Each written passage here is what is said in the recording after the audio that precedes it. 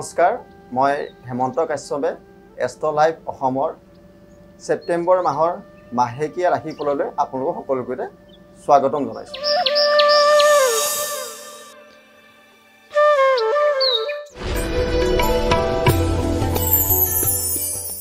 এই মাহৰ মেঘ ৰাশিৰ জাতক জাতিকাসকলৰ এই মাহটোৰ যি ধৰণৰ ফলদান পাব সেই ফলদানসমূহ মই আপোনালোকক কৈ আছোঁ।